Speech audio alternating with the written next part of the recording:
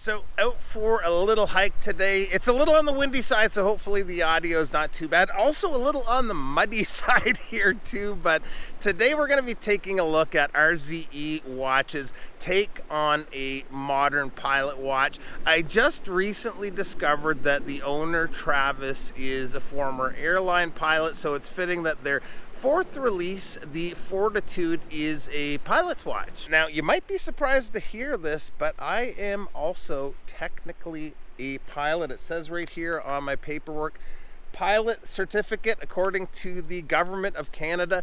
I am a certified pilot, not of planes, but of very small drones that could be considered children's toys. But we're out today. There's some nice fall colors here, so we will get to the watch, but we're going to take the drone, which I have in the backpack here, up for a little flight first.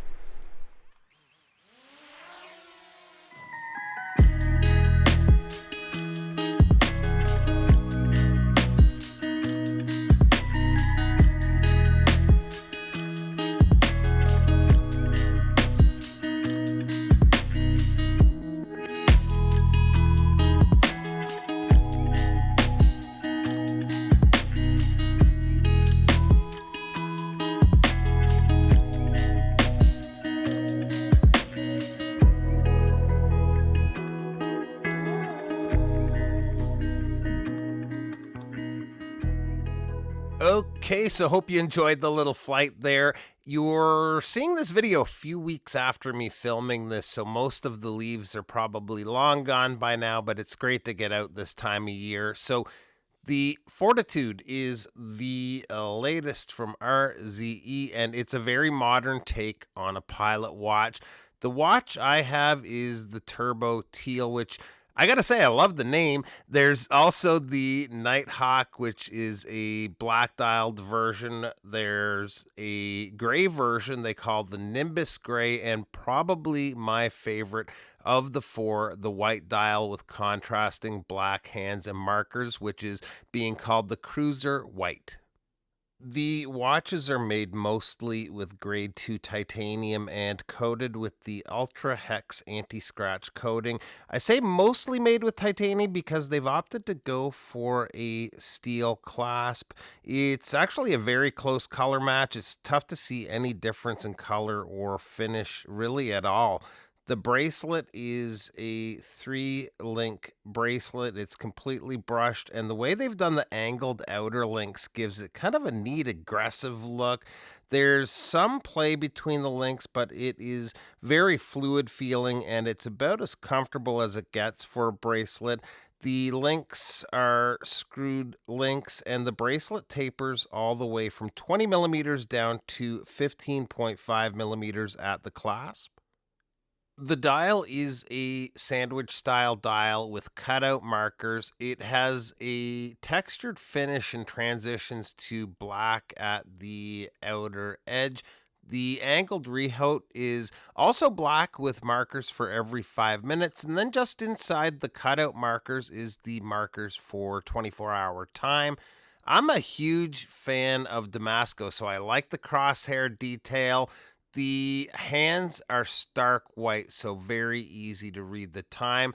Not as easy to read is the date at 6. It's not a huge problem reading it for me, but it is on the small side. The watch is a prototype, and the lume on it's pretty weak right now, but they specifically mentioned to me that's going to be improved on the production model, so I'm sure it'll be good to go when they come out with those production models. The case is well proportioned, so it should wear fine on most wrist sizes. The bezel brings to mind the Oris Pro Pilot watches that have that similar turbine style bezel like this. The case is well finished and completely brushed. I'm liking the angular shape of the lugs, and the lugs are drilled there as well, which is good. The crown is large, which you definitely want to see on a pilot watch. It's a screw down crown, and it's just about as easy as it gets to grip, unscrew, and adjust the time. Also, a little extra detail is the red there, so you have a visual cue to remind you that it is unscrewed and to screw it back in. Size on the watch is 40.8 millimeters in case width. The lug to lug is 47.5 millimeters.